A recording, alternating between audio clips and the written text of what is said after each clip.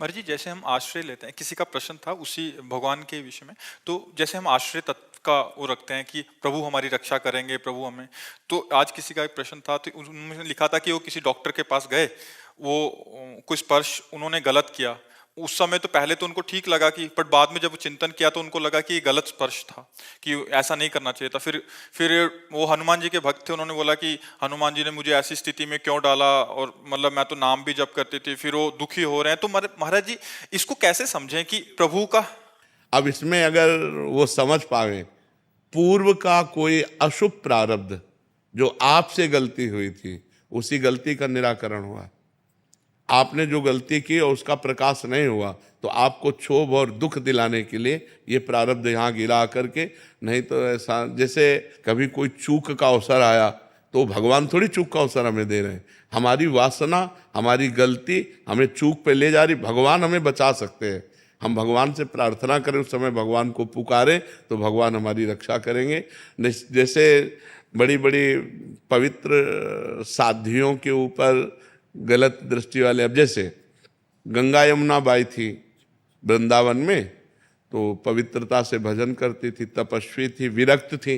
अब ब्रह्मचारिणी थी, तो ब्रह्मचारिणी में तेज होता। तो अकबर बादशाह का भांजा, वो यहाँ आगरे का अधिकारी था, तो वो यहाँ वृंदावन आया अपने परिकर के साथ। तो उसने देखा इतनी सुंदर साध्वी और तो तपस्विनी तेजस्वी, वो लुभायमान हो गया। उसने कहा इनको हमारी सेवा में भेजा जाए। बोले ये संत हैं, ये कोई ऐसे थोड़ी है कि ऐसे आ जाएंगे। तो उसने 2 वेश्याएं लगाई। अब आप विचार करो कि इनको किसी भी तरह हमारे महल में लाओ। तो वेश्याएं साधु वेश धारण किया और वहाँ सत्संग करने लगी, बैठने लगी, सुनने लगी, प्रणाम करना, और रोज जाने लगी। 10-15 दिन रोज गई, और एक दिन नहीं गई, फिर दूसरे दिन गई। तो पूछना बनता है ना कि आप 10 दिन से रोज आ रही थी, आई नहीं आप।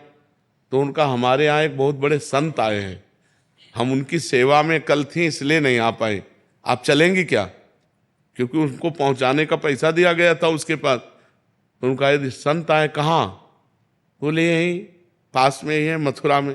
मथुरा में उसकी भी हवेली थी। चलो, सोचा कि संतों से मिलने में क्या। अब गई तो हवेली, तो उन्होंने सोचा संतों को हवेली और झोपड़ी से क्या मतलब, आए होंगे तो हवेली भी रख दिया होगा। अब जे ही हवेली के अंदर, उसे बाहर से सिटकिनी लगा दी वैश्याएं ने। वो तो पैसा के लिए थी।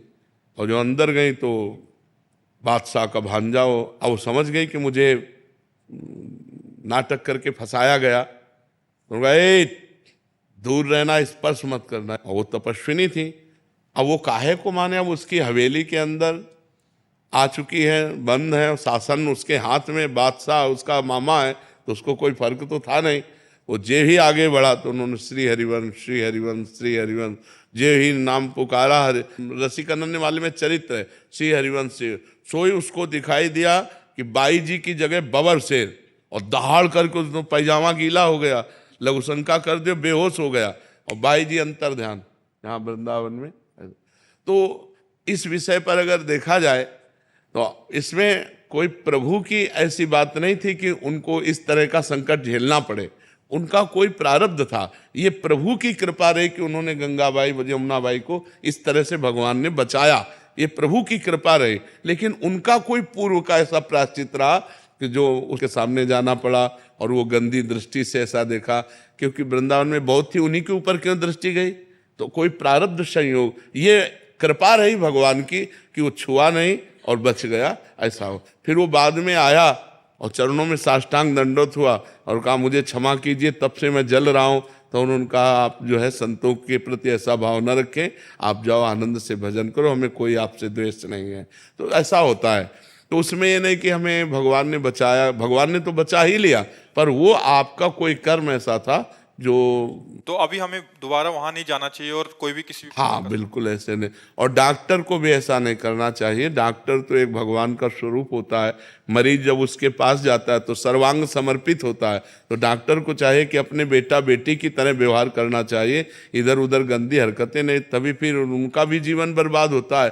तुम डॉक्टर होकर के ऐसी हरकत करते हो। डॉक्टरों को तो माता पिता की तरह व्यवहार करना चाहिए। मान लो जवान बच्ची है, बच्चा को उस तरह का स्पर्श करना और काम से स्पर्श करना बड़ा अंतर होता है। तो हमें लगता है डॉक्टरों से हमारी प्रार्थना है कि आपके पास जो मरीज आवें वो अपने बेटी बच्चों जैसा व्यवहार करें, उनके साथ ऐसी कोई हरकत न करें जिससे एक डॉक्टर की वजह से सब डॉक्टरों के प्रति लोगों को संशय होने लगे। डॉक्टर एक प्रगट में दूसरा भगवान है। हम अपने परिवार वालों को बड़ा विश्वास करके उनके हाथ समर्पित कर देते हैं कि आप ऑपरेशन कीजिए, आप इनको ठीक कीजिए। तो हम डॉक्टर को भगवान की तरह मानते हैं। तो ऐसे भगवान की पदवी प्राप्त डॉक्टरों को, ऐसे हैं भगवान की तरह डॉक्टर जो ऐसा अपना प्यार रखते हैं, लेकिन इस तरह की जो नीच हरकत करने वाले लोग हैं उनको कहते हैं सावधान रहो, नहीं एक जगह बचोगे, दूसरी जगह बचोगे, तीसरी जगह ऐसे पिटोगे कि संसार में किसी काम के नहीं रह जाओगे।